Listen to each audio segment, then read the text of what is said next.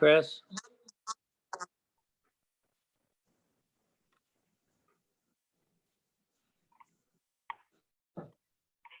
How was the wedding? It was wonderful. Thank you for asking. Got some pictures? We do. Yeah. We haven't got the official photographer's pictures back yet. So. Okay. But you'll have to. I'd like to see some of the pictures. I'm sure everybody would. Yeah, sure. Yeah, I got the whole thing on video also.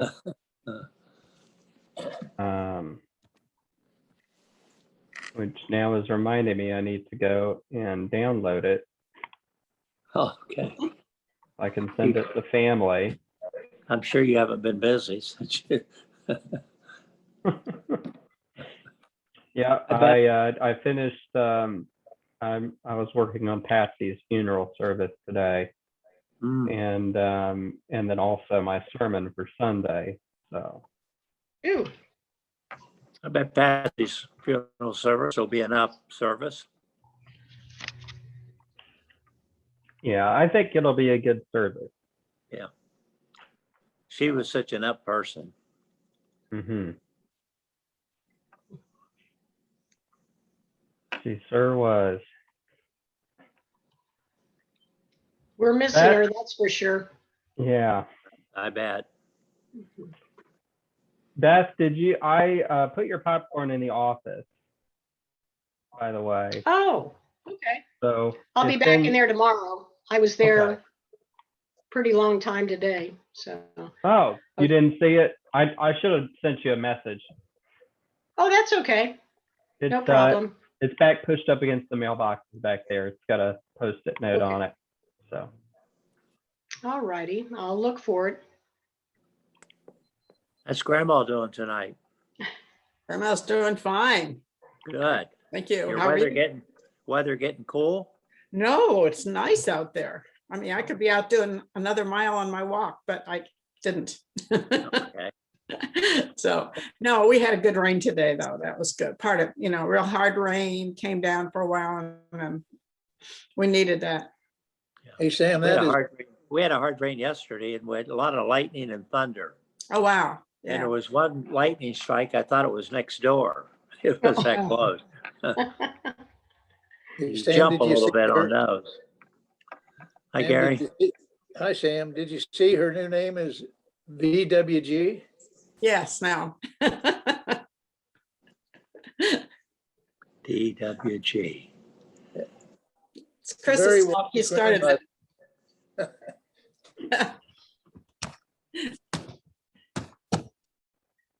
Gary, you better tell Sam what it stands for. Yeah. Well, I thought it did. Okay. It's very wise grandmother. Oh, that's a good one. Chris, when Chris decided to cancel, I'm having trouble getting myself and my computer in the same place. When Chris decided to cancel, we were chatting and he had it all figured out. He just needed somebody to bounce it off of, to cancel last week before the wedding. And so, well, maybe I could go and then I could come back here. And I said, no, Chris, everybody will understand. So then he posted something about his very wise grandmother, which I've never been called that before. So I was very flattered. Yeah. I accept that.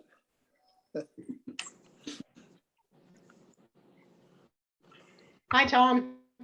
Hello.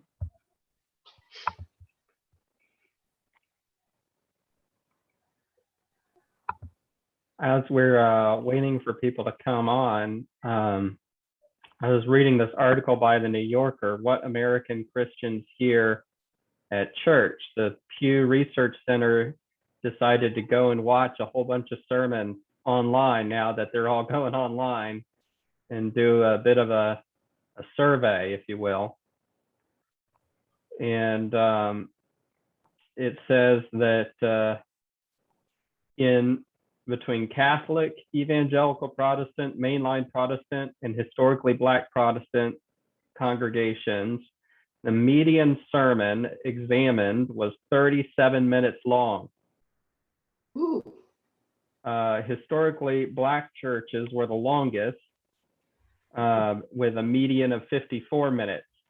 Oh, gee. So aren't you glad I only preached 15 to 20 minutes? People would be sending you emails telling you to shorten it, I'm sure. We're taking naps. Yeah, a lot of fidgeting going on. Mhm.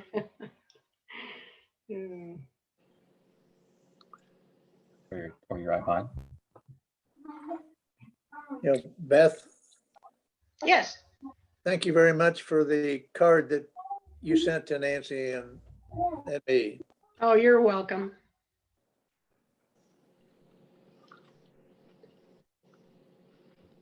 Gary, do you remember Laura Burleson? I remember, yes, she was a little older than we, right? Yes, uh-huh. What, I forget, what was her husband's name? Do you recall? Jean, Gene, okay, yeah. yes. Well, when my mom passed away, she sent me a card and she purposefully sent it about 3 or 4 weeks after my mom had passed away. And she did that because she said that someone had done that for her. And there kind of reaches a time where, you know, the cards stop coming.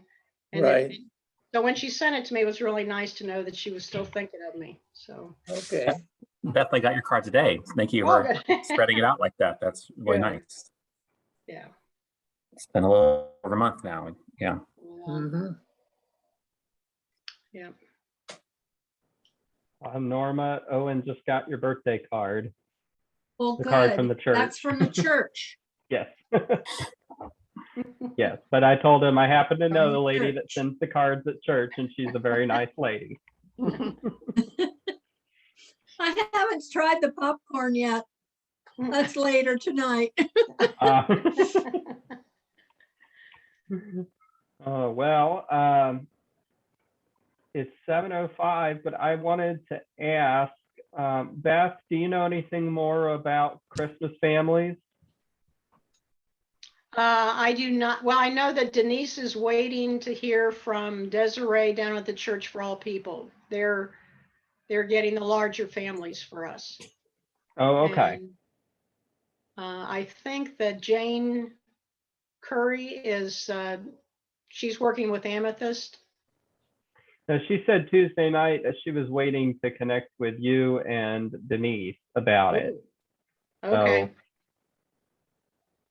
I All right. told her that I I'll would let check with Denise you. know. Maybe we. Okay. Do you have her phone number? You give her a call, maybe? Yes. Mm-hmm. Okay. Yeah. I will do that. Okay. Well, wonderful. Well, yeah, just a reminder in case you haven't, if you'd like to contribute to the Christmas families, you can send a check or something into the church office. I think it's 17 weeks, so it'd be like $17.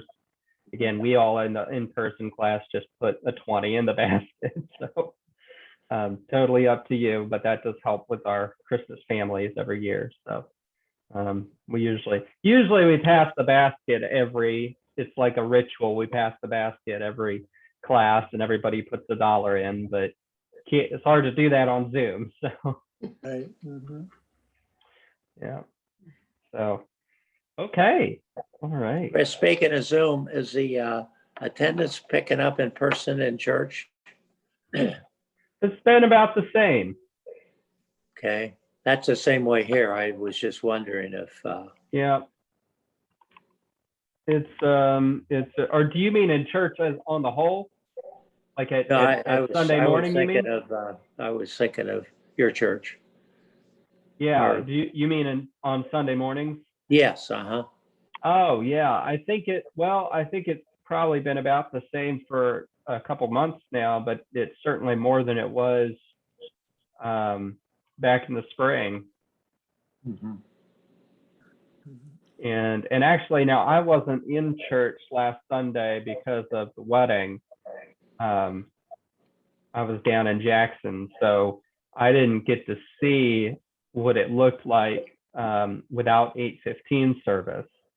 we moved inside, and we canceled the 8:15 service because we really didn't have anybody coming to that when it was inside. We had a few people come. I shouldn't say nobody, but we had a few people. But we actually had more people running the service than we had that were coming to the service. So we finally decided, with the pandemic, it was time to let go of that. So I heard that attendance was up last Sunday, but I was not there, and I think that's because people who were coming to Chapel in the Woods are now coming to one of the two 9:30 or 11 services. So Yeah, it appeared there were more people in the sanctuary from online watching, I thought. And Mebane said that while most churches are seeing 25%-ish of their congregants coming back after the pandemic, that we have about 60% coming back after the pandemic. So, and we've had new people join That's during the great. pandemic. So, Right. we're grateful and we're excited. So, yeah. Hi, Denise. I was just asking Beth about Christmas family. She said Denise. you're waiting to hear back from Desiree. Oh, you just muted yourself. I sent a message to Desiree, and she's going to be on the lookout for large families. And I talked to Jane last night, and she's going to get a hold of Amethyst through Elvis. And we had 6 from there last year, 10 from Church for All People. We had 22 total. And then there were several just there was one from our own church family and several just from the neighborhood. So I think we'll shoot for 22. It worked last year. We'll do Sign Up Genius again, and also then paper on Sunday mornings. And so Jane was going to get a hold of Elvis and find a person that she needs to talk to and get them thinking about it too. So, and I will get a schedule, Chris, to you so you can get it out to everybody as to when the tags will be out. And Perfect. Thank you. Yep. Wonderful. All right. Okay. Well, Tom, would you open us in prayer? Sure. Dear Lord, as we take a deep breath and try to let go of the stressors of our day, let us enter this Bible study with open minds and with ears to hear what each other say and what our beliefs are, and help us to learn these familiar stories again, and let us help it bring us closer to you. In Jesus' name I pray. Amen. Amen. Amen. Thank you, Tom. If you've already prayed and I call on you, let me know. Just go, no. I'll try to get to everybody. I realize I always pray, but as a preacher, I should be encouraging everybody else to pray too, so that you can get some practice. Okay. Well, last time we left Jacob at Bethel, dreaming of the stairway to heaven. And thank you all again for your grace in allowing me last week to work on getting stuff ready for the wedding. That was really nice. And I realized Thursday night, we had everybody over here at the house. Like everybody came after the rehearsal for burgers and everything. And so there was no way I was going to be able to do this Bible study last Thursday. So thank you for your grace and allowing me the week off. So we left Jacob at Bethel, and now he is coming to Haran. So would somebody read in chapter 29, verses 1 through 14, please? I'll do that. Thank you, Norma. You said 1 through 14? Yes. Okay. Then went on his journey and came to the land of the people of the east. As he looked, he saw a well in the field and three flocks of sheep lying there beside it. For out of that well the flocks were watered. The stone in the well's mouth was large, and when all the flocks were gathered there, shepherds would roll the stone from the mouth of the water and water the sheep and put the stone back in its place on the mouth of the well. Jacob said to them, "My brothers, where do you come from?" They said, "We come from Haran." He said to them, "Do you know Laban, son of Nahor?" They said, "We sure do." He said to them, "Is it well with him?" "Yes," they replied, "and here is his daughter Rachel coming with sheep." He said, "Look, it is still broad daylight. It is time for the animals to be gathered together. Water the sheep and go pasture them." But they said, "We cannot until all the flocks are gathered together and the stone is rolled from the mouth of the well. Then we water the sheep." While he was still speaking with them, Rachel came with her father's sheep, for she kept them. Now when Jacob saw Rachel, the daughter of his mother's brother Laban, and the sheep of his mother's brother Laban, Jacob went up and rolled the stone from the well's mouth and watered the flock of his mother's brother Laban. And kissed Rachel and wept aloud. And Jacob told Rachel that he was her father's kinsman and that he was Rebekah's son. And she ran and told her father. When Laban heard the news about his sister's son Jacob, he ran to meet him. He embraced him and kissed him and brought him to his house. Jacob told Laban all these things. And Laban said to him, "Surely you are my bone and my flesh." And he stayed with him a month. Thank you. Okay. Welcome. Well, there may not be a whole lot in this section, but what stands out to you from these verses here? How welcoming they are to not distant relatives, but to relatives, and they're very open right away. And not that we aren't, but it stands out. Yeah, and they likely would not have seen each other even before because of the distance. Mm-hmm. Yeah, I try to imagine what it would be like if you went to somewhere, a family reunion, and you're like, "Oh my gosh, this cousin I never knew I had," or a half sibling or something. Like, wow, I feel like that's how everybody was back then. I mean, if it wasn't your siblings, you didn't see each other really. I mean, you were so far away. It might have been the one and only time. Like, I'm your father's nephew. Like, whoa, like bonus family. You don't know those people were there. So it's kind of cool to think, how that was. Mm-hmm. We take things for granted, being so connected, through technology and transportation, but different then. Yeah, as I read that, I felt Jacob really thought maybe he was above, if you want to call it the law, the rule, because they were saying they waited until all the sheep got there and then they would water them at one time. It's almost like I came in and said, "Hey, here's Laban's sheep, so let's water them right now so we can get on our way. Forget about these other shepherds and their sheep." So that was my thinking. Yeah, he sure did. He thought he knew what was best. Jacob takes what he wants when he wants it. It seems like that's pretty good, and it's in character for him. So Right. My notation in my Bible says Jacob, the folk hero, has superhuman strength. I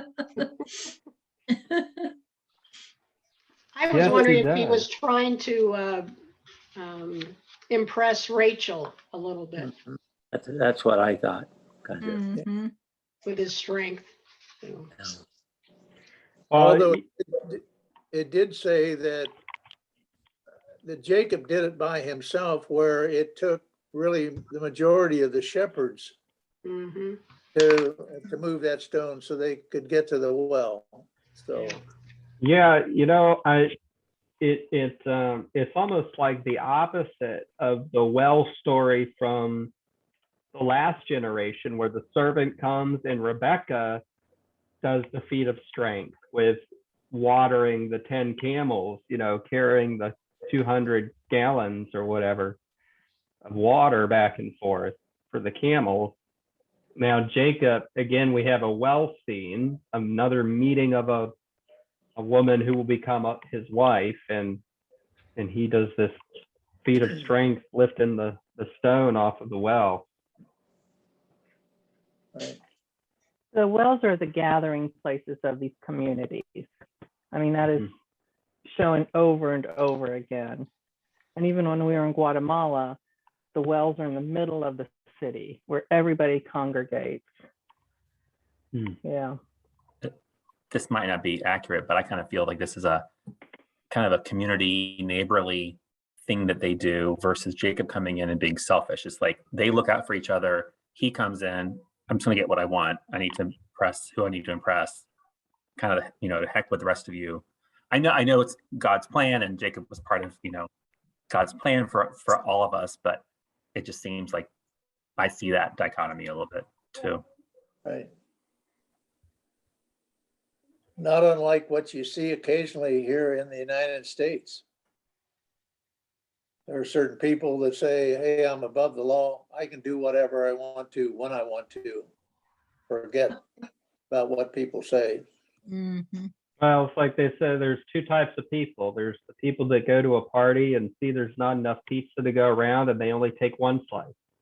Then there's the people that also go to the party, see there's not enough pizza to go around, and they take 3 slices. Right. Mm-hmm.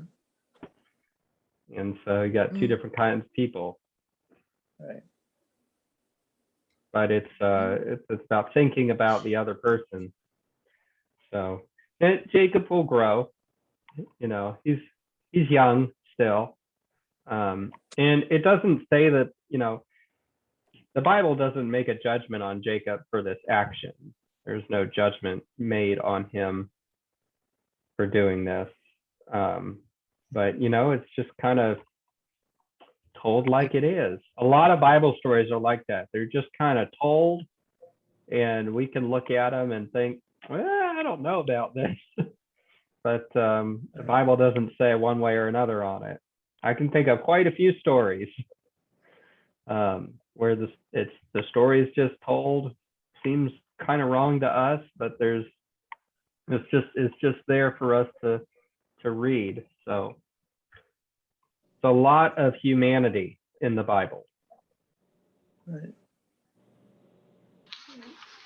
I also wonder how much of the story, like when he realizes Rachel is his cousin and he greets her with a kiss, like how much of that is just familial, hey, great, and at what point does he desire her to be a wife? And maybe we'll get to that in the next part. But it's just interesting, when I first started, we kissed her, but I'm like, oh, will you greet your cousin? And he's going to meet his uncle, and if his uncle runs down the road and meets him, you probably greeted him with a kiss. So I don't think there's anything wrong with that. But I just wonder when you, but I guess Rebecca just sent him there to do that, right? So maybe that was his plan, to find a wife amongst his family. Yeah, when I read it, I kind of read it as just a familial kiss, of welcome, and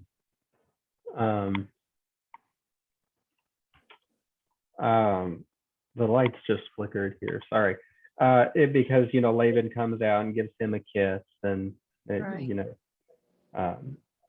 but you're right. He did have the charge from his mother to go and marry one of Laban's daughters. Here's one of Laban's daughters. Right. Mm-hmm. You wonder what he was thinking at the time.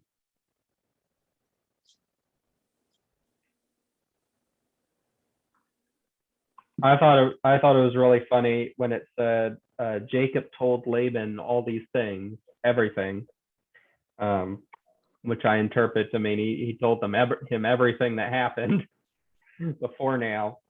And then Laban says, oh, surely you are my flesh and blood. as we'll see later on, Jacob doesn't fall far from the tree here. Nope.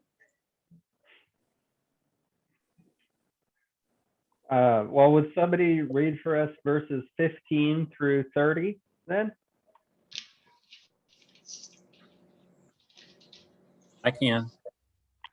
Thank you, Tom. All right. After Jacob had stayed with him for a whole month, Laban said to him, "Just because you are a relative of mine, should you work for me for nothing? Tell me what your wages should be." Now Laban had 2 daughters. The name of the older was Leah, and the name of the younger was Rachel. Leah had weak eyes, but Rachel had a lovely figure and was beautiful. Jacob was in love with Rachel and said, "I'll work for you 7 years in return for your younger daughter, Rachel." Laban said, "It's better that I give her to you than to some other man. Stay here with me." So Jacob served 7 years to get Rachel, but they seemed like only a few days to him because of his love for her. And Jacob said to Laban, "Give me my wife. My time is completed, and I want to make love to her." So Laban brought together all the people of the place and gave a feast. But when evening came, he took his daughter Leah and brought her to Jacob, and Jacob made love to her. And Laban gave his servant Zilpah to his daughter as her attendant. When morning came, there was Leah. So Jacob said to Laban, "What is this you have done to me? I served you for Rachel, didn't I? Why have you deceived me?" Laban replied, "It is not our custom here to give the younger daughter in marriage before the older one. Finish this daughter's bridal week, then we will give you the younger one also, in return for another 7 years of work." And Jacob did so. He finished the week with Leah, and then Laban gave him his daughter Rachel to be his wife. Laban gave his servant Bilhah to his daughter Rachel as her attendant. Jacob made love to Rachel also, and his love for Rachel was greater than his love for Leah, and he worked for Laban another 7 years. Thank you, Tom. Oh boy. I'm sure there's some thoughts here. Oh, yeah. Lots of thoughts. Well, what are you thinking? Well, were the customs that different from place to place? I mean, I was surprised Jacob didn't know this unless it was so different than where he was from. I don't think it would have been that different, but I mean, Jacob made this deal. He expected Laban to honor it. My gosh, I could pick apart every verse and have a problem with it, but I'll just. First of all, why did he say, "Hey, I'll work for you for 7 years and give me your daughter"? Like, why start with 7? Why don't you just say, I'll work for you for a couple of weeks and give me, I mean, why 7 years? What are you doing, Jacob? I mean, that's crazy. She cost a lot of money, Tom. Then Laban was so, I mean, that is the biggest, I don't know. That's awful. Like, okay, yeah, I'll give you work for 7 years, you marry my daughter, and then to sneak his other daughter, and they're like, "What's our custom to give you the older daughter?" Then just tell me that up front. I mean, come on, 7 Right. years. Right. Laban is sneaky. He must have had an awful lot to drink that he didn't know Well, they the did. difference between the How thick two. was that veil, right? Yeah. Yeah, there's veal, alcohol. It probably wasn't super light. I mean, they didn't have light. You know, they had candles. He probably wasn't even using candles. Oh. He, you know. Come on, this is This I whole, don't know. these 2 I had chapters. to laugh when I read that. I thought, boy, he's either not very observing or was not in very good shape. eyesight's very bad, evidently. I felt sorry for Leah. in I this did whole too, thing. but these 2 chapters have made me think of TV programs. Let's Make a Deal, Old and Beautiful, and Young and Restless. Well, I think maybe on the practical side of it, though, is that what do I say, that habit of giving the oldest child first is because they wanted to continue to populate their families. And they figured, you know, if the older one got older and older and older, she wasn't going to be worth much to add to their family. So I just want to, I mean, that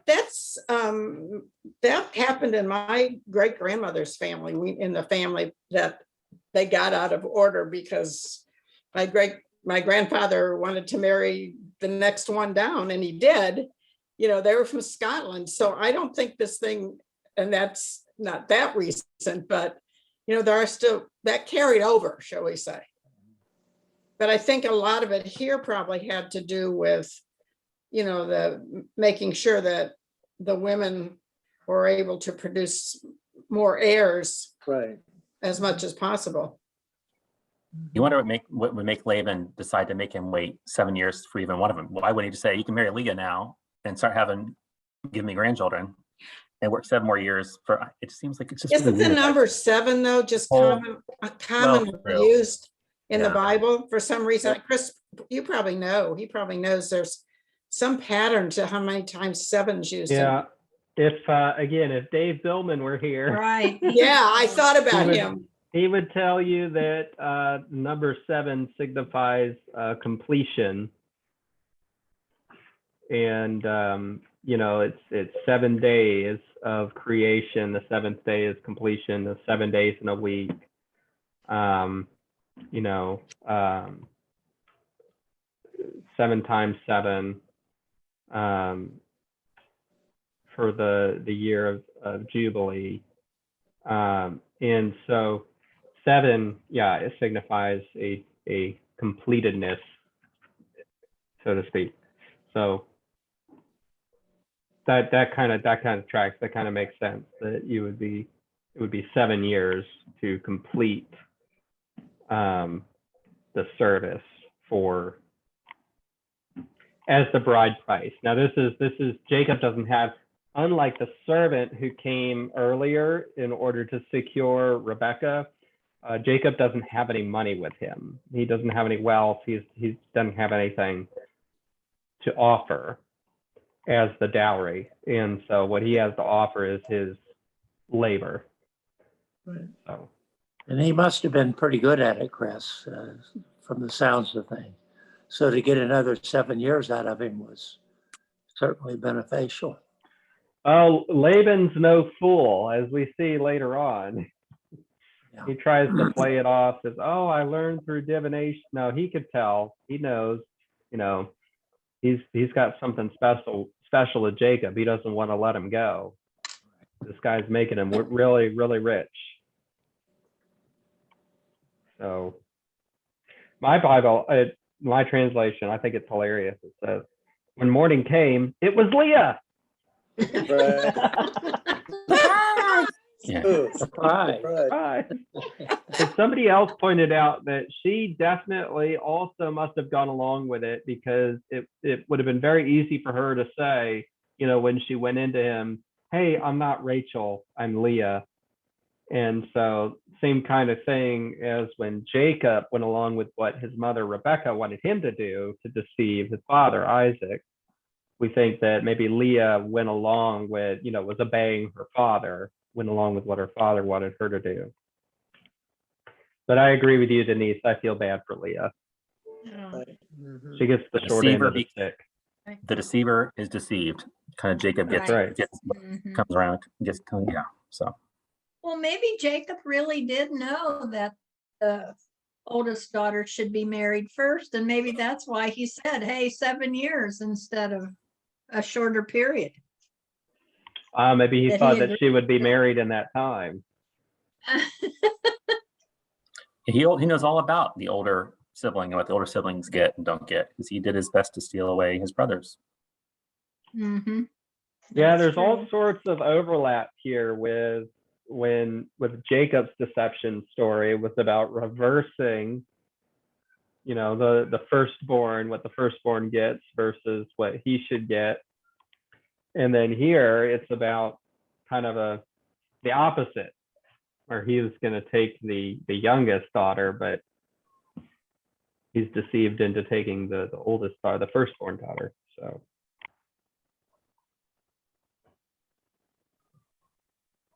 And this giving of the maids is sort of like a common practice.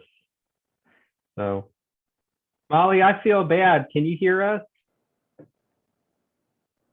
Can you hear us, Molly? Evidently not. Oh, I feel bad. I've seen her come on and off a few times. So everybody wave for Molly so she knows we see her.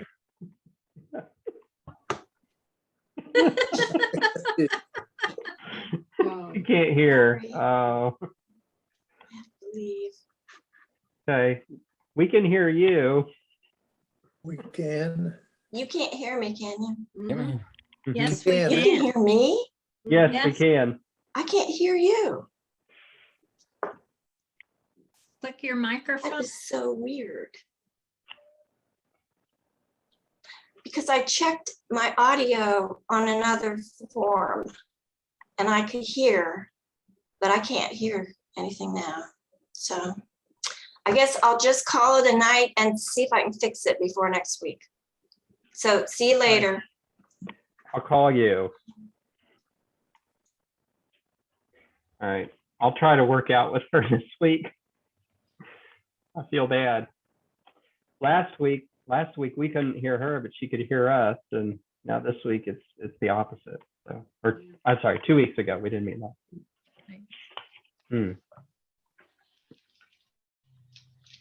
Well, all right. I just have to say this: the 7 years they seemed to him but a few days because of love he had for her. It was very sweet. He loves her very much.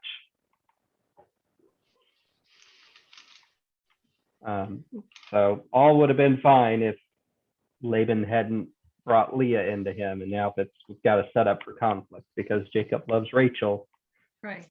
and not so much Leah. So, Mhm. do I have any brave souls?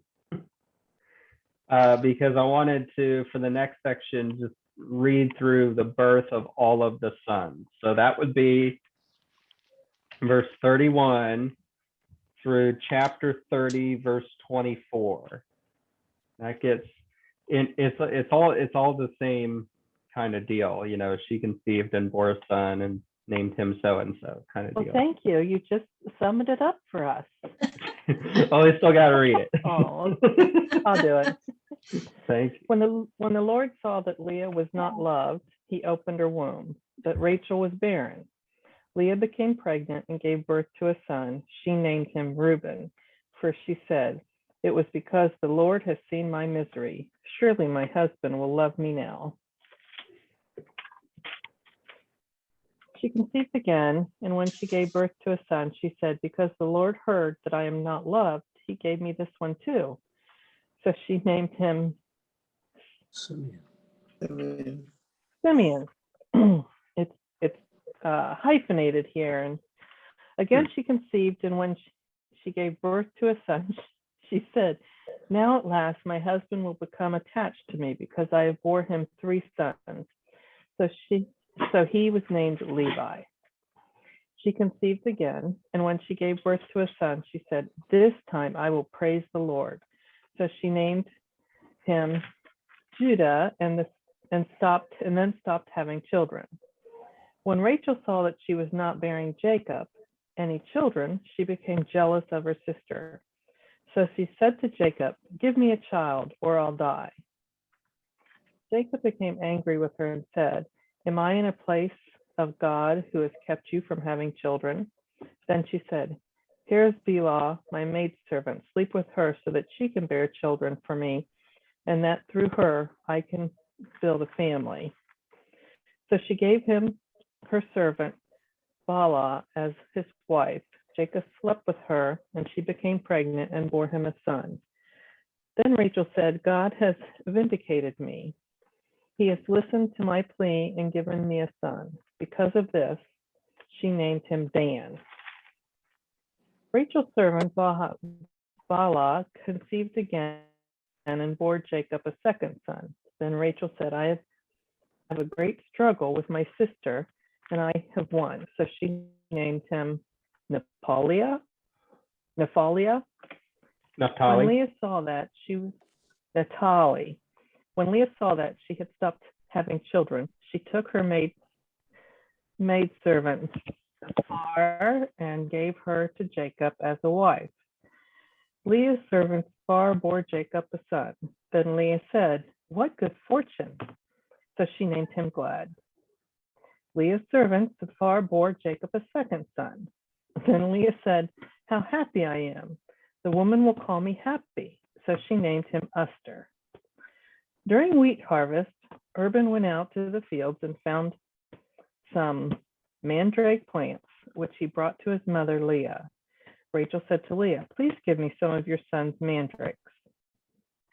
But she said to her, "Wasn't it enough that you took away my husband? Will you take my son mandrakes too?" What are mandrakes? I was gonna share this here. It's a plant. Right. It looks like that. Oh, And Huh. supposedly it has, well, it doesn't, but the thinking at the time was that it had special properties that helped with fertility, potency, Right. and aphrodisiac. Kind of like oysters, huh? Right. Right. Yeah. So that was the thinking. Supposedly. So this is a mandrake. Yeah. Okay. All right, thank you. I'll start at 15. But she said to her, "Wasn't it enough that you took away my husband? Will you take away my son's mandrakes too?" "Very well," Rachel said. "He can sleep with you tonight in return for your son's mandrakes." I'm sorry. I'll That's give funny. him to you. So when Jacob came in from the field that evening, Leah went out to meet him. "You must sleep with me," she said. "I have hired you with my son's mandrake." So he slept with her that night. God listened to Leah, and she became pregnant and bore Jacob a fifth son. Then Leah said, "God has rewarded me for giving my maidservant to my husband." So she named him Issachar. Issachar? Leah, Mhm. Leah conceived again and bore Jacob a sixth son. Then Leah said, "God has presented me with a precious gift. This time my husband will treat me with honor because I bore him six sons." So she named him Zebulun. Sometime later, she gave birth to a daughter, oh, finally, and named her Dinah. Then God remembered Rachel, and he listened to her and opened her womb. She became pregnant and gave birth to a son and said, "God has taken away my disgrace." She named him Joseph and said, "May the Lord add to me another son." Wonderful. Thank you, Denise. So I don't know if anybody Did noticed. you want me to go on? No, that's perfect. far enough. That's far enough. Thank you. I don't know if anybody noticed. I was here Okay. counting. I don't quite understand this gift service. I don't Chris is either. frozen here. Oh, there he is. There's Chris is back now. It I just don't is know. strange to me. Jacob was really busy. He Yes. was. Smiled all the time, huh? I- No wonder it's taken women so long to have equal rights. We were so busy doing other things. So these, I don't know if you noticed, I was counting. These Yes. are almost the 12 tribes of Israel. We're missing one. So we've got Reuben, Simeon, Levi, Judah, and that's from Leah. And then from Bilhah, we have Dan and Naphtali. And then from Zilpah, we have Gad and Asher. And then from Leah again, we have Issachar and Zebulun. And then Right. from Rachel, we've got Joseph, and later on we'll have Benjamin. Okay. And Joseph has two sons, Ephraim and Manasseh, and they are referred to as half tribes. So you never hear of the tribe of Joseph, you hear the half tribe Manasseh and half tribe Ephraim, but they are Joseph's sons, which we'll get to later on in Genesis. But and so Manasseh and Ephraim equals one tribe because they're each half tribes. They're Joseph's sons, so they equal one tribe. So we've got almost all of Israel here. And in the book of Ruth, it actually refers to how Rachel and Leah built up the house of Israel. Because they're fighting with each other, but who can have more babies? Right. Right. And I read the book, The Red Tent, and that is a very interesting story Yes. about all this. Very interesting. What was that, Norma? The Red Tent, it's called The Red Tent. It's a novel about the ladies, Rachel and Leah and Dinah. She interesting. You men might enjoy it too, but it's interesting Yeah, definitely. about the customs. Yeah, Right, it's not a Leah? new book, so I mean, No, it's you an would old probably book, right? maybe have to order it, from I don't know if it's still printed, but you might have to get it from some other place. Unless it's in the church library, which it might be. I don't know. I would have to check. I haven't unpacked mine yet. I don't think, I haven't seen it. Chris, I had my eyes dilated late this afternoon. I would think maybe it'd be fine, but if I kept waiting to read, but they're still a little unpredictable. So That's okay. I will probably not offer to read tonight. That's okay. I was just explaining to Owen yesterday about how how the pupils will expand and contract with the light, because he asked me why I couldn't turn the light on inside the car when it was dark outside. That's interesting. Yeah. He didn't understand, but No, but it'll come back to him at some point. Some Make point, sense to him. not to make too large of a tangent. I thought it was really funny that obviously when Leah says to Jacob, "Hey, I've bought you with some of my son's mandrakes. You have to come sleep with me tonight."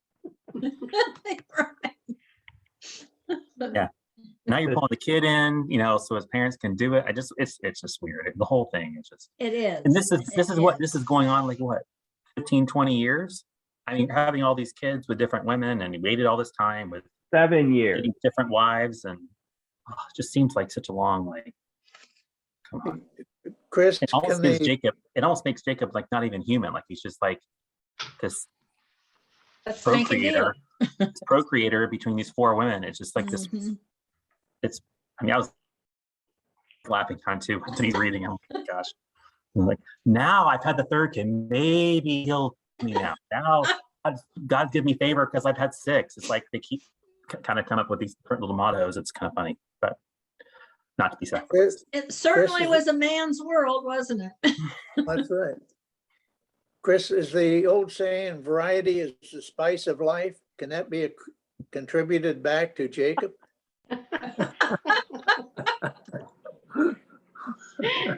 Chris, is there any literature from other religions running at this time, not Christian? Was the attitude in other cultures similar to this, or is this about having children? Yeah, the same patterning of passing your wife around and whatever, because they just all wanted to have as many in their tribe as they could. Was that the whole point of it? Oh yeah, having as many kids as possible. Well, it's been important all the way up until like the last century or two, really, to have as many children as possible. And this was one way to do it, because if you had one woman and multiple men, you could still only have a kid every 9 months. But if you had one man and multiple women, you can have, however many women, kids every 9 months. So, I mean, it was a way to keep the population going.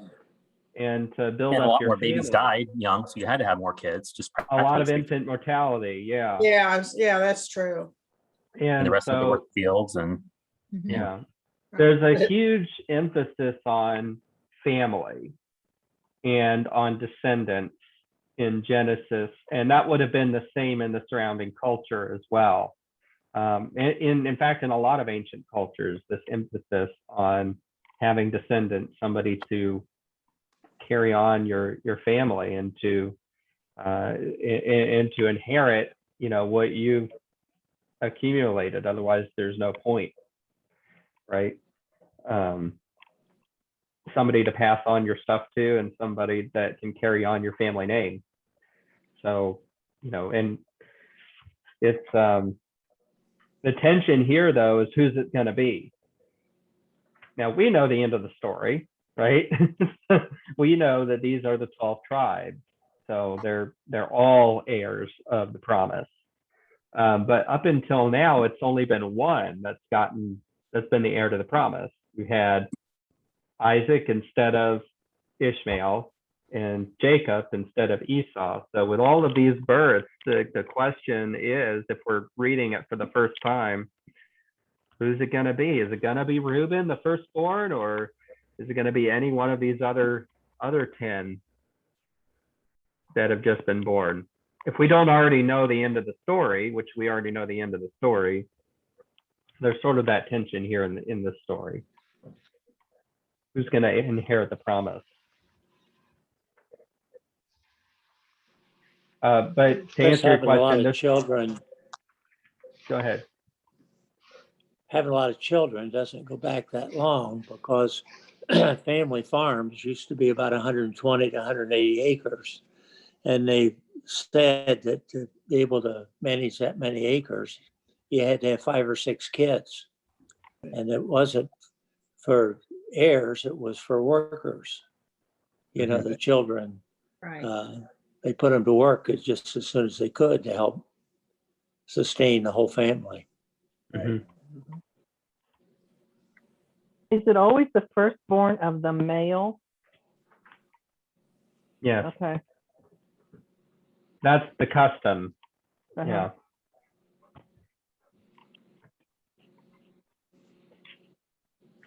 So it was,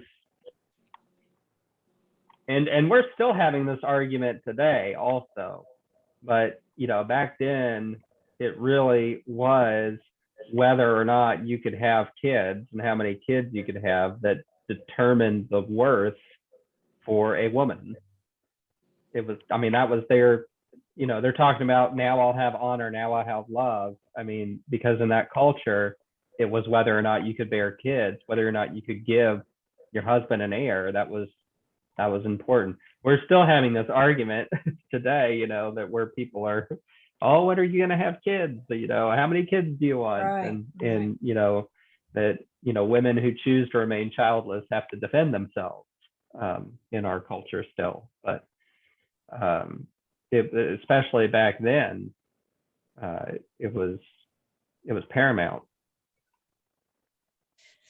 And I know this is God's plan, but in this chapter, I think God is a man.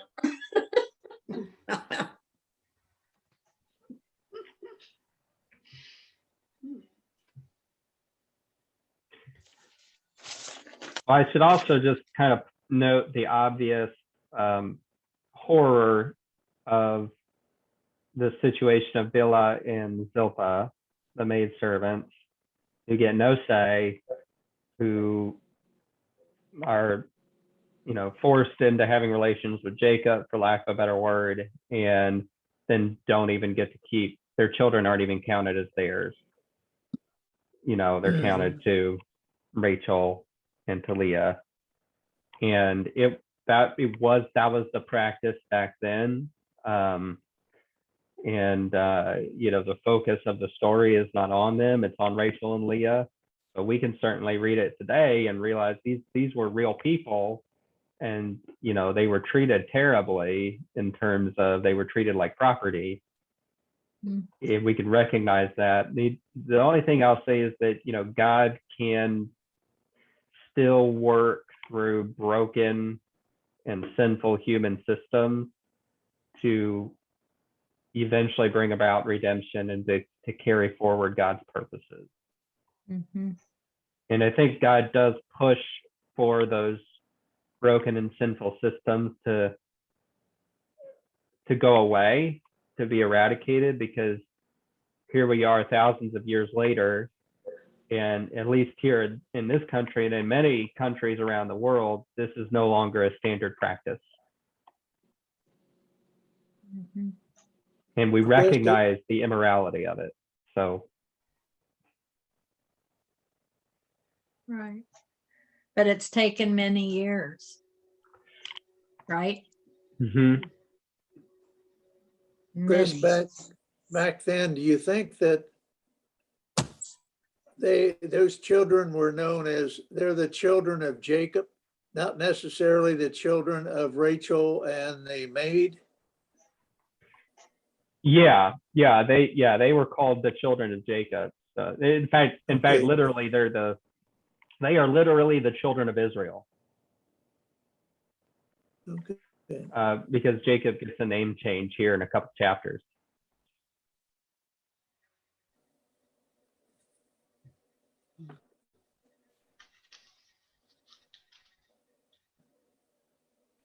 But I think that especially the ones that were born by either Leah or Rachel I seem to recall them being close to their own mother. At least I think Joseph was close with Rachel. So would Bilhah and what was the other lady's name? The other Zilpah? servant. The- Yeah, the two servants, would they have been able to even talk to the children? I mean, I'm guessing they were probably largely involved in raising all of That's the what children. okay. But they were, They I may have wonder- even been the ones to breastfeed the children. And so were they allowed to show other affection to them as well? That just, that would be really hard if, anyway, Yeah. really hard. Yeah, I can see. You've heard of the novel and the TV show The Handmaid's Tale, but this is the Right. story that all generated from.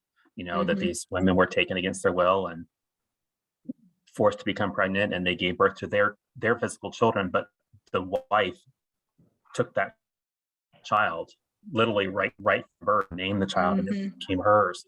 You can see how this story and God's plan could be perverted by people who misinterpret it. Mhm.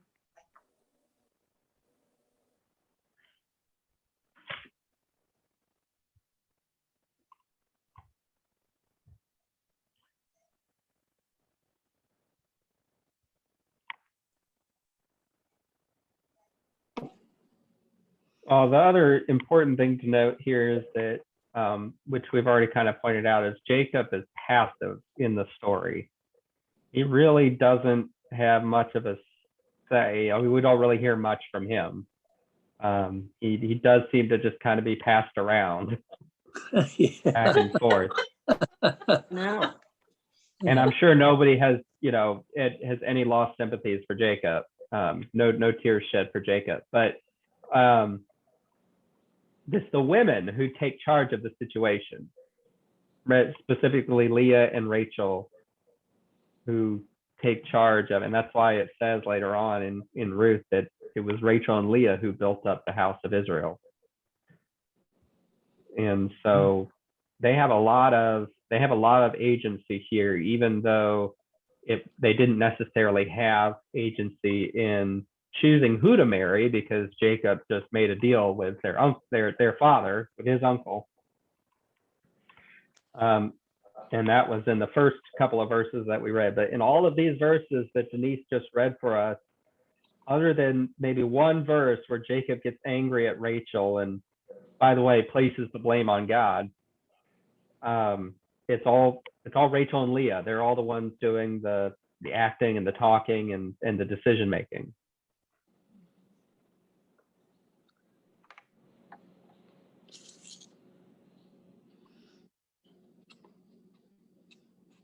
And it's all in the interest of family, That's funny. or, you know, one-upping each other in terms of who can have more kids. Mhm. But we'll go with family. Okay. That sounds better. I can see why we don't study this as young teenagers. I have the wrong idea. Yeah, well, you know, when we tell stories to kids, like the Noah's Ark story, you know, we leave out all of the people that died in the flood. True. You know, when we tell David and Goliath story, we don't tell the story of David and Bathsheba. No. And you know, I mean, there are certain things that takes, I guess, a mature mind and an understanding of nuance in order to read the stories. But like I said, there's a lot of humanity in the Bible. There is. A lot of humanity in the Bible. There's also a lot of God. If that tells you anything. Mhm. Indeed.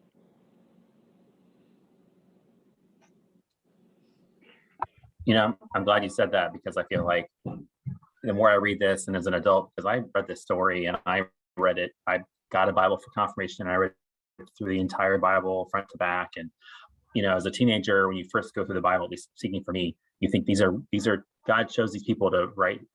He wrote a story through these people because they were, I don't know, worthy or righteous, and you saw flaws, obviously, like David sending Bathsheba's husband into battle. Like, you see some bad things, but you don't catch all these things like this. And reading through Genesis, it really helps me see these people were no better or worse than any of us, but yet God had a plan, and he can use us in ways too. And it helps humanize. Sometimes I feel like I maybe put some of these people on a pedestal, you know.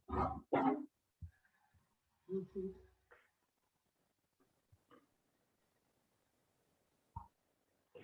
Yeah, I just have to look at where we are now. And, you know, we're not perfect either as a society. But we've come a long way and past a lot of these things, you know, slavery and these understandings of and treatment of women and these kinds of things. We've come a long way. And you know, I think a lot of it did have to do with, you know, a lot of the pushes for, you know, freeing slaves. I mean, that came out of a Christian sentiment. Yeah, there were a lot of Christians that wanted to hold on to slavery, but the abolition movement was a Christian movement from the start. So I kind of see, you know, God continuing to work on people and speak through people prophetically and to push people into moving society as a whole closer to God's heart and God's intent for what God wants the world to look like. You know, because it was all nice and perfect right there at the beginning in the Garden of Eden, and then things went downhill real fast. And you saw back in Genesis chapter 6, just how awful and how violent. I mean, look at the city of Sodom and how horrible it was. I feel like we are getting over the years closer to, you know, God's intent for the way that human society should go, I guess. Or as somebody who is much smarter than me once put it more eloquently, the moral arc of the universe is long but bends towards justice.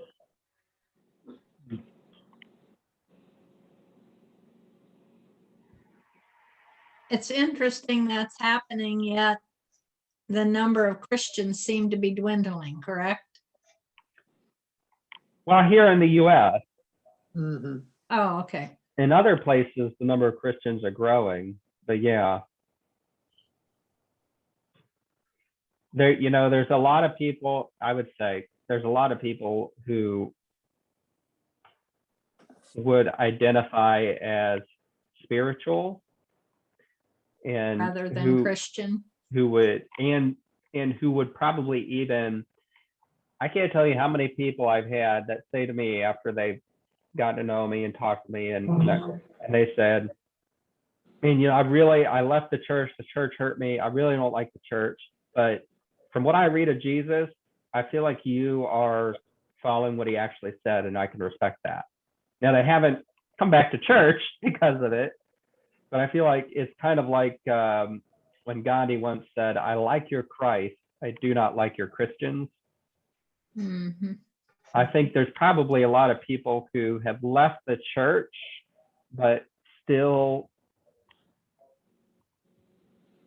generally follow the things that Jesus taught. Mm-hmm. Mm-hmm. Even if they might not say, oh, I'm not a believer, or I'm not part of the church, or that kind of thing. But it's hard to grow up here and not be influenced in some way by Christianity. And so I feel like even though we don't see it, that people are still being influenced by those values.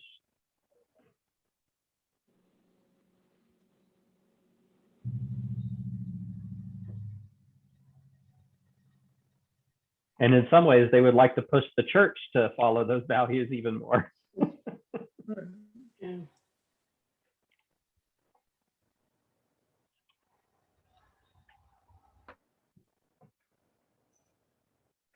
We've got a little bit more to go. Would somebody read verses 25 through 43? That's the end of chapter 30.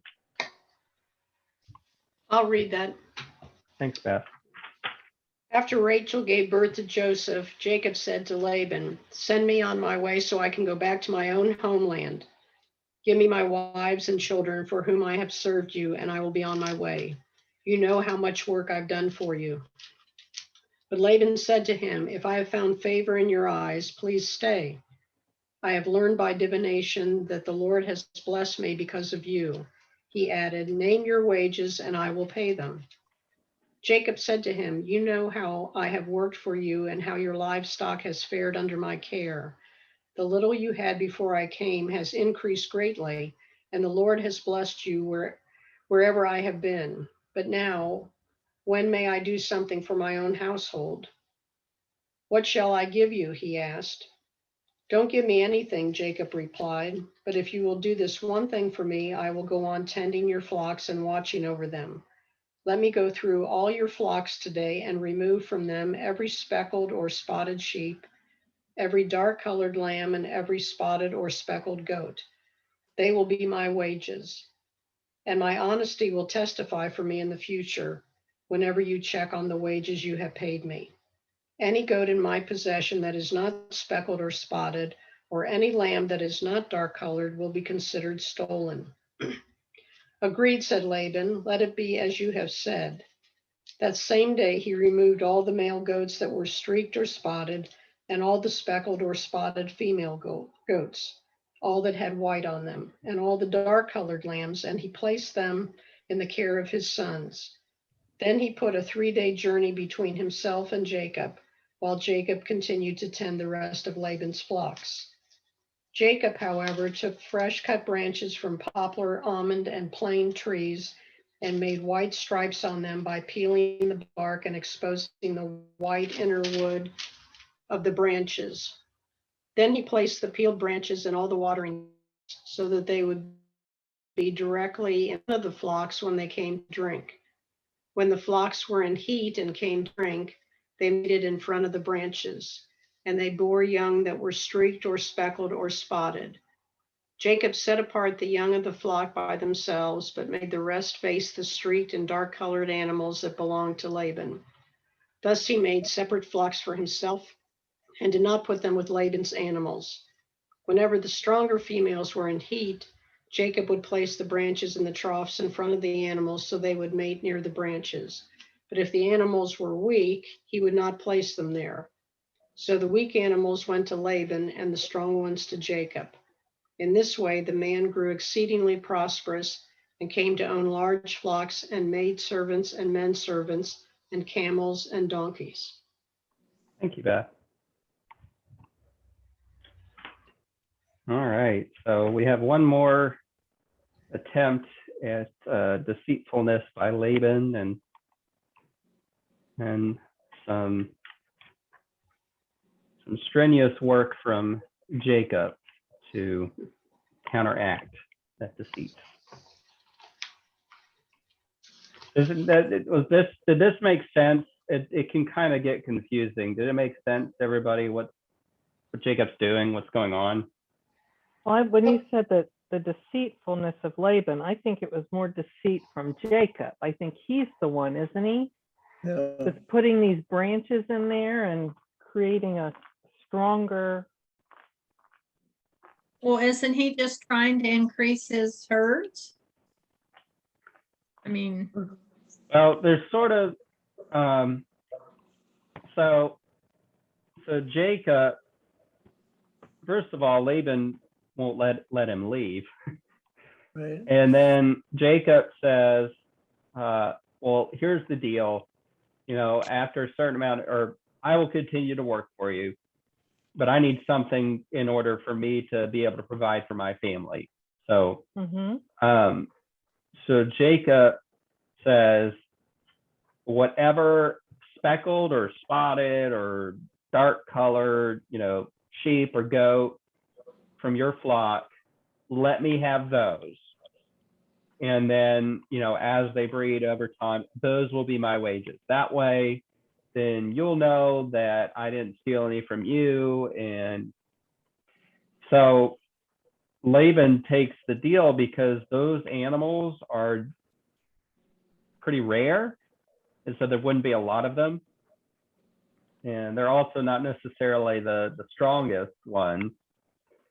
But so Laban thinks he has a good deal. But then that very same day, Laban goes in and takes all of the speckled and spotted and dark colored sheep and goats and gives them to his sons and sends them packing 3 days journey from Jacob. right. So Laban acts deceitfully by taking those away. And so he makes this deal with Jacob, but then he takes all of the animals that would have made up Jacob's flock, he takes them away. So Jacob doesn't have any other choice than to do what he does in order to get some. So he sort of has to do that in order to counteract what Laban has done against him.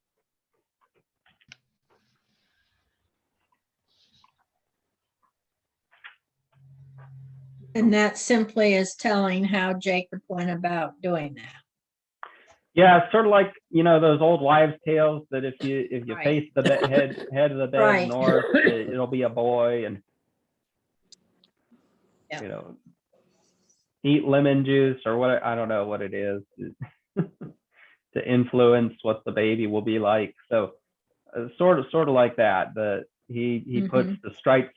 If they look at a striped or multicolored object or another multicolored animal, then they will have a striped or multicolored animal. Kind of that belief. So yeah, they even note that in my footnotes in my Bible.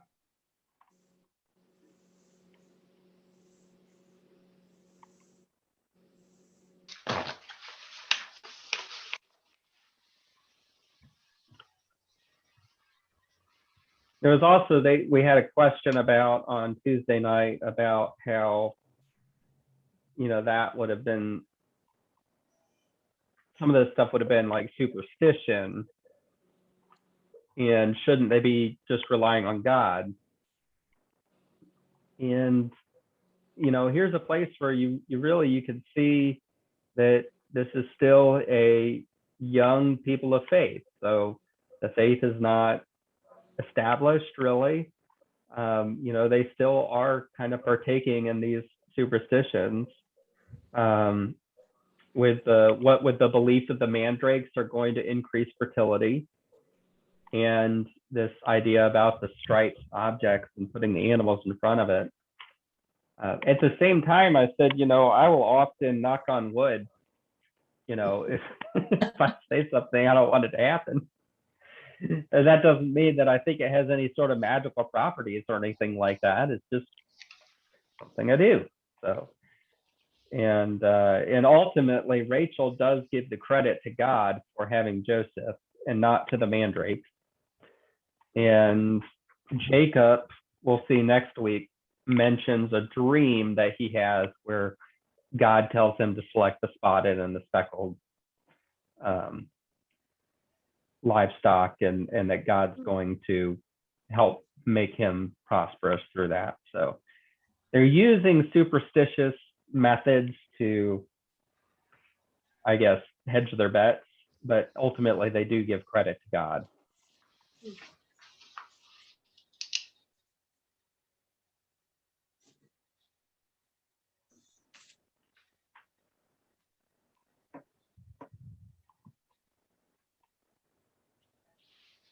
Chris, on the speckled and black sheep, the wool, if they were selling for wool, you do not want the black sheep and the speckled, because the wool isn't worth as much as the white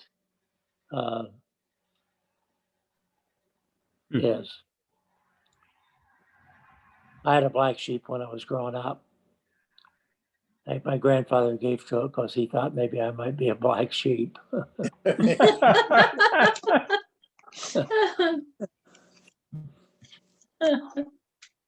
Interesting. I guess, is that because you could dye the white wool any color you want? I think so. You don't see many, most of them are white today. You see them running around. Mhm. Of course, they were using them other than for the wool, I'm sure. Meat, especially, Yeah. and milk. But I think back when I was a small kid, I'm not sure, 10 or something, Walt Disney made a movie. I think Burl Ives was in it about a black sheep. Mm. It was a great movie. Well, now, if there are fewer black sheep today, they're going to be worth more Mhm. because they're Yeah. different in our societies.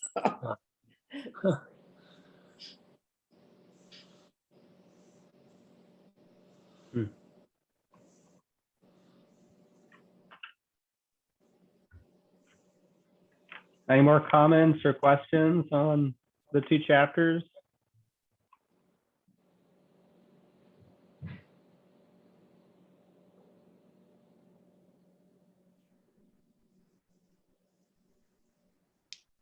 You really need to have a sheet to write down the list of who the offspring are from all these ladies. Yeah. Yeah, if you Oh. write down all of the sons, then you'll have almost the 12 tribes of Israel. Right. I hope I did it right. I think that comment earlier somebody made about that they are all Jacob's children. Right. I mean, that's Mhm. the emphasis. And all these 4 ladies, Right. they're kind of the bearer of the children. But as it turned out, if I wrote things down right, Leah's the one who had the most children, That's correct.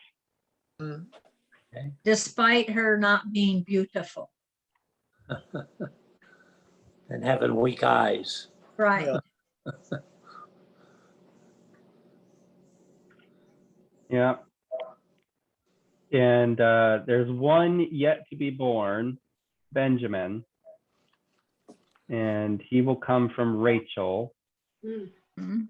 and Rachel will die in childbirth with Benjamin. Hmm. So we'll get there. But it's I think that's good to keep in mind later on for the Joseph story, because Joseph has a bit of a protective thing for Benjamin, his younger brother.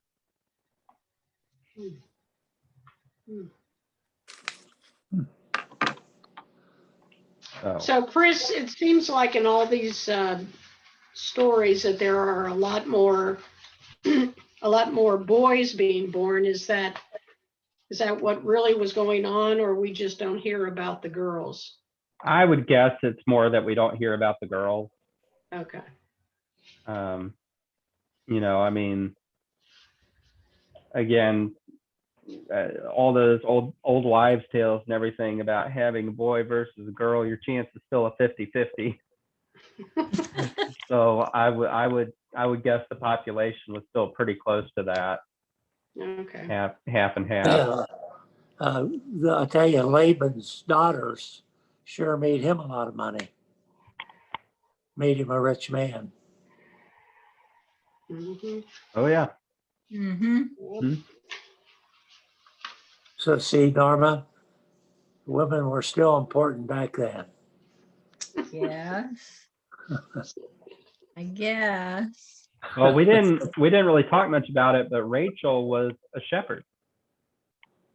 Oh, that's right. She was Basically. the one that was tending her father's sheep. She was the shepherd. And came to the well first. Yep. So that was not something I had picked up on before, this idea that women could be shepherds too. Well, wasn't that kind of what happened with Moses and oh shoot, I can't think of his wife's name.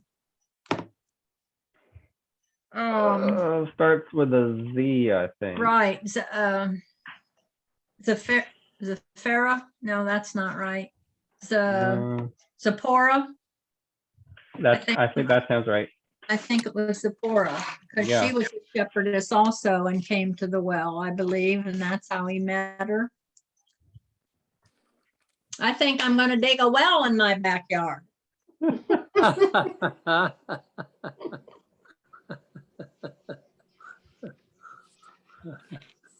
Zipporah, yep. You better That start was- now, Norma, getting those permits you're gonna need from Upper Arlington. Okay. I'm probably too old to get one, is what they'll tell me. No. Well, you know, it's so I was thinking about the question earlier about boys and girls. It's possible, I guess, that they could have just got lucky and had 11 boys here and the one girl. It's also possible that there were other girls that were had, but Dinah's the only one mentioned because she comes into the story later on. There's a story about her. Okay.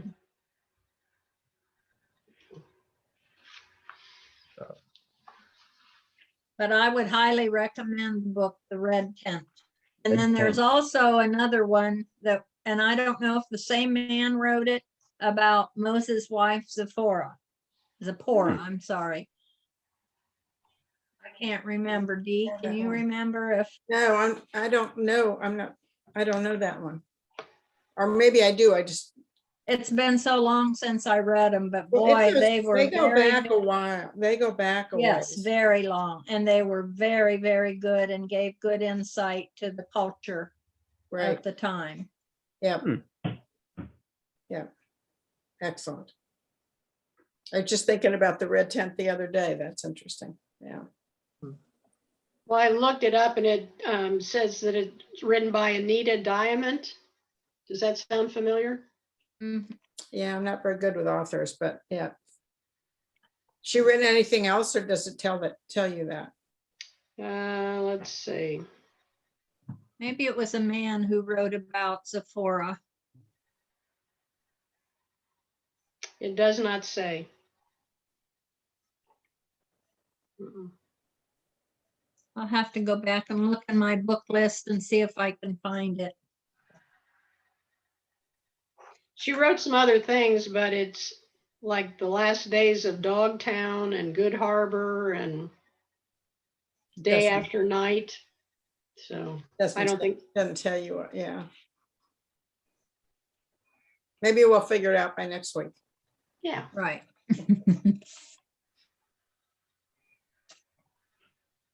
All right. Any prayer concerns for tonight?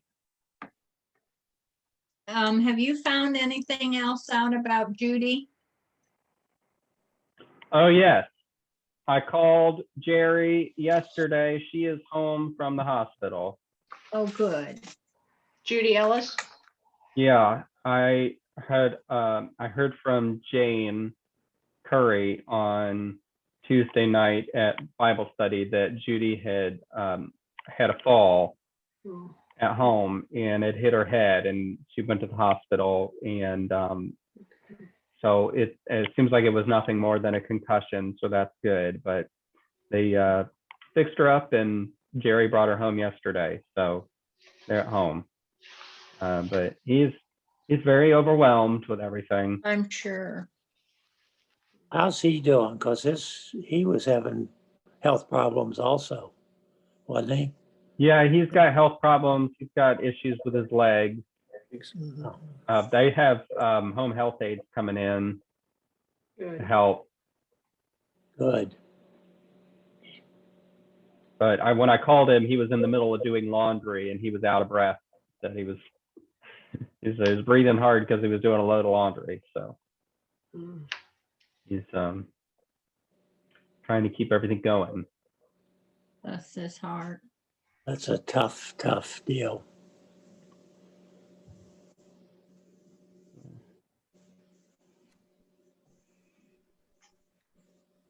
Denise, how's your dad? I didn't see him today. It's the first day, but yesterday he wasn't good.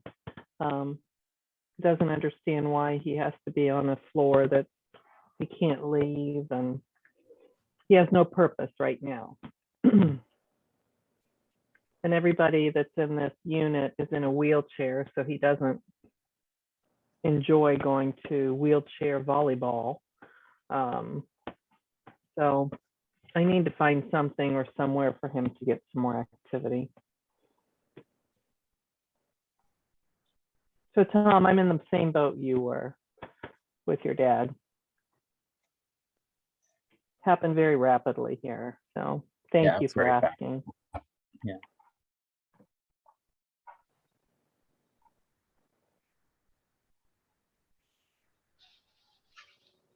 All right. Any other prayer concerns for tonight? I put in a prayer request on Sunday. It was on the prayer chain for a friend of mine, her sister Susie. She and her husband do not, well, they don't have a primary care physician. They just don't believe in going to the doctor. And she was very ill for about 4 months. And the husband finally took her to the emergency room last week, and she had to have emergency colon surgery. She had a perforated bowel. Oh, my Mm. gosh. So, and she also has a tumor in that area and a couple of spots on her lungs. So they went back in today to repair the lower part of the colon because it was still leaking. So Wow. hopefully they have, the surgery went well today. Hopefully they have figured that out, and she'll be able to start making some progress with healing. But she's looking at a lot of surgeries and probably some chemotherapy. And they don't know yet. The tumor has not yet been biopsied, so they don't know what they're looking at there. So really appreciate your prayers. My friend Linda, it's her sister, and she's really been upset the past week. So Oh, I guess so. I have a friend that I've known for many years. He'd been on oxygen because of emphysema, but he came down with COVID. And I know a week or so ago, he was supposed to go in and get an infusion. But when he got to the hospital there in Dublin, they said, well, your oxygen level's too low. So they went on a ventilator immediately. Oh, The no. next thing I know is they're using some experimental drugs to see whether they can get the COVID under control. but I have not heard anything the last 2 or 3 days on what his status would be. Wow. What's his Some name, of Gary? these, His first name is Mike Momberg, last Mike. name is Momberg. Wow. I guess I didn't realize they were giving that many infusions, but my sister, best friend, and her husband both had it. And they were taken to the hospital, and their doctor wrote the prescription for the infusion, but it was up to the hospital to make the decision whether they actually got it. Okay, And once they got it, of course, one had pacemaker, one has Crohn's, so they were pretty sick. But once they got it, it really turned it around. mhm. they say they got some medicines that are really working now. And you don't hear anything about them. Chris, do you know if Owen got the vaccination or if he got a placebo? Do you have any idea? No, we won't know for sure until after they approve the vaccine and they unblind the study, which will be 2 to 3 weeks after they approve the vaccine for kids. So we won't know for sure. He never had any symptoms, so I mean, he still could have got it, I guess, and just not had symptoms, but there's no way for us to tell. So he's in a study? He was, yeah. Oh, It's been at wow. least 2 weeks since his second shot. So if he actually got the shot, then he's protected, but we don't know. So we have to still act Yeah. as though, he's not. Well, I And think besides, that's a we still have brave, Sydney. So. that's a brave little boy. Oh, he is. Yes.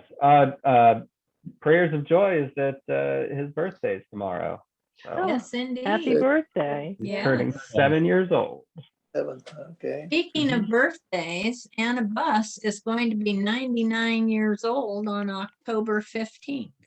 Ah, Really? We need to get Yes. that in as a card thing too. We Norman, should.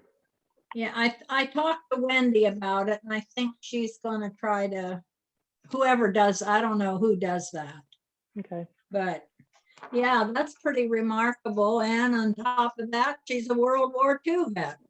Right. Yeah. yeah.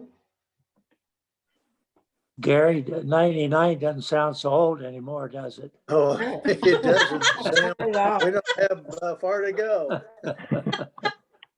Almost there. I guess, Chris, I told you when I couldn't get the virtual wedding that I called my grandson and your cousin, David, who had the kidney transplant in July, second one. And Oh, wow. so he is doing, well, he's doing well, but he is in his own apartment because living at home, his parents couldn't go anywhere because then or else they couldn't come back because he was so vulnerable. So it was difficult. So they got him his own apartment and he pretty much is just stuck there. But as of Monday, the 11th, if I have that right, on Monday, it will be 3 months. And at 3 months, he can get a vaccine because he has no antibodies at all now.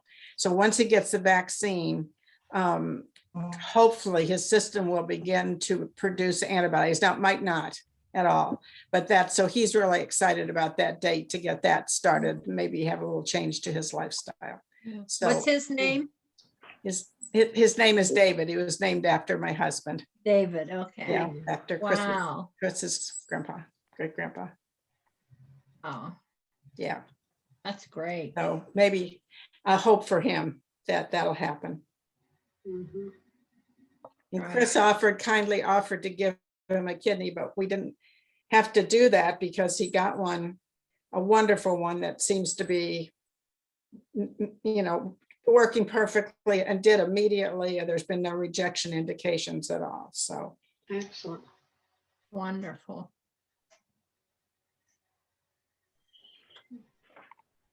Okay. Well, let's go to God in prayer. Let's pray.